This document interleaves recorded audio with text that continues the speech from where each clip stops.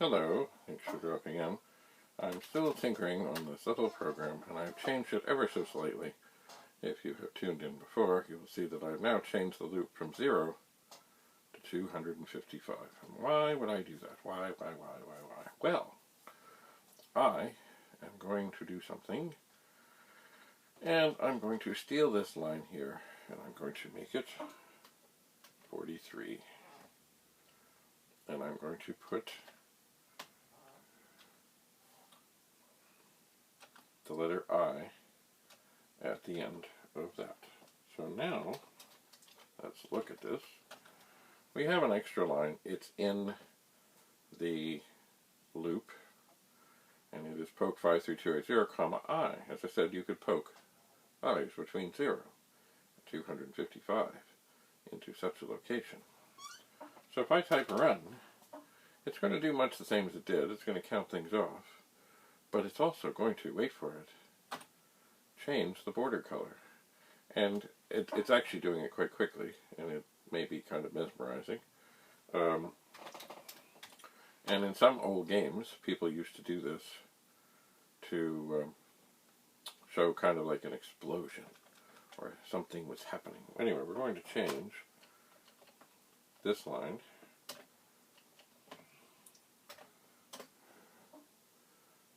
And then we will list again. Okay, that didn't go so neatly. The things will list over top of each other. Alright, so there is our little program. Now, what we're going to do is change the background color to I, and the foreground color, the inside background, sorry, the border color will be I. And the other, which is the color of the screen, where we type, it will be I plus 1. And then we will type run. And doesn't that just... And if you see, Commodore 64 is still doing its thing there. It is illegal quantity already, 46. Oh, I know why. Alright. We're going to... We got bad colors here. But if I wipe out the line numbers, I can get them back. Right. So, yes, you cannot poke a number that is larger than 255 into a location, which I tried to do. Silly me. I could do all kinds of things to correct this. You know what? I'll just make this 254. And then it will be fine. Now, what I should do at the end, I suppose, because I want this to go back to the colors that I have wanted, because that's how I set it up. I will run this, it will go crazy. And if you notice, the counting is slower because it's doing more things in there. And then at the end it'll go back to the same color, so it's reset. And little by little the program grows. And what does it do of use? Not much really. It really doesn't.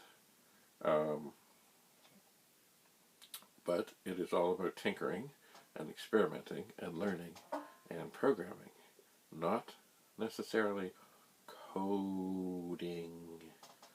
We are programming. So, another thing, back to things. That is moving pretty quick and it's pretty dazzling. So, oops, I hit the wrong key. Once again, I'm working in the dark here. I'm going to put in line 55 for, get your fingers in the right spot, for J. And we're back to this again. Where is, nope. Oh, come on. Oh, there it is, equals 1, 2, let's say 25. And then we'll put in a colon, and we'll put in next, J. And what does this magical thing do in this little program that we have created that does not much of anything? Well, that is what we call a time delay. So that every time I run this, it's going to do what it did. Oh, that seems to be moving pretty quickly. I wonder, see that, what I was trying to do was a nested loop, and maybe I did. I have to go back and look at that.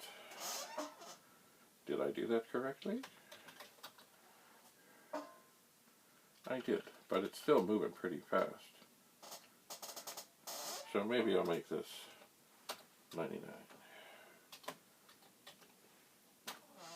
Okay, so that definitely is taking up more time, so you can better see the different screen color combinations as it runs and runs and runs and runs and runs.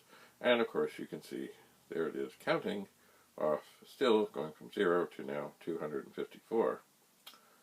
It is. I could have stuck it at 255 and put in another thing that if, you know, if I is 255, then, or greater than 255, then, you know, don't poke that. But anyway, I didn't. I just changed the number, because does it really matter? No. So this does, in fact, slow things down tremendously. It does, and we're back. And the other thing I can do, because I can, because, you know, do we really want to see...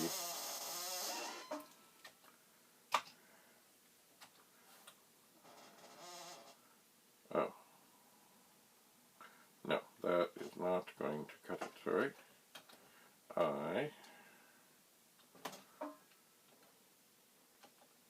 Let me see. I need to put some spaces in here. I need to perhaps cheat a little bit. I'm going to, once again, put an S there. And I'm going to move 1, 2, 3, 4, 5, 6, 7, 8, 9, 10, 11, and more. More things. More spaces. Which these are actually cursor movements, but we'll get into that at some point. And I'll put in a, oh no, oh now I gotta go back. Quote mode is a beautiful thing, but at times you can get stuck. Where is the colon? There is the colon. Alright, so what is this going to do?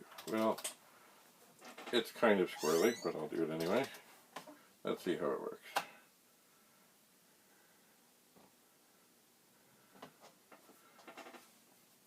Okay, so what it's doing there, and this really slows things down, it's the second number is J, and the first number is I, and it's printing. Just a second here. Now that we have all this going on, it may be better to just have it doing it from 1 to 25. And then we can see, there's J whipping along, there's I. Oh, yes. I is taking much longer because, of course, it has more things to do.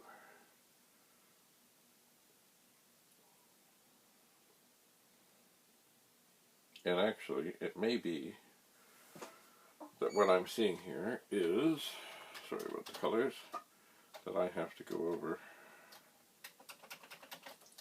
a little bit more, because I think the I and the J are getting in the way. Yes, they are. I was wiping out, I was thinking, that doesn't look right, it's not counting right. And it was, but it was being wiped out by the other print command. Anyway, that is what we call a nested loop, where you have a loop within a loop, doing things over and over and over and over and over. It is. That's what we do. So I'm going to switch the colors back. I'm going to list. And there, even though there's no good reason to have done this exactly, this is programming. Yay. Now, if you look at line 55, you'll see it has the print, quote, and then the reverse S, and then the reverse brackets, or reverse square brackets. Those are indeed cursor movements that you can do when you're in quote mode if you want to put things right where you want to be. Now, you might say, can't you just put in spaces? Well, yes I can. But you see, if I put just spaces in there, and I'll show you what that would do, it's going to print the spaces, not just move the cursor, and it's going to make other things look funny or not be there. Oh yes, you can just barely see the Commodore 64 flashing up when this thing is doing its thing. So there is good reason at times to use cursor movements rather than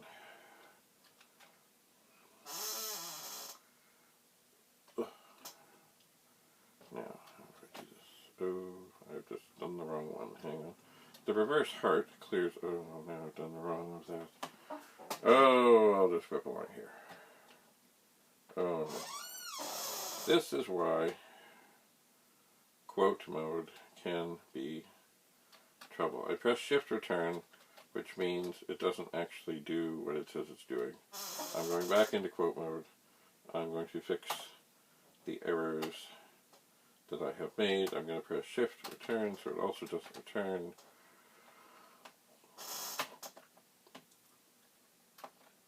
Oh no. Oh no. Quote mode.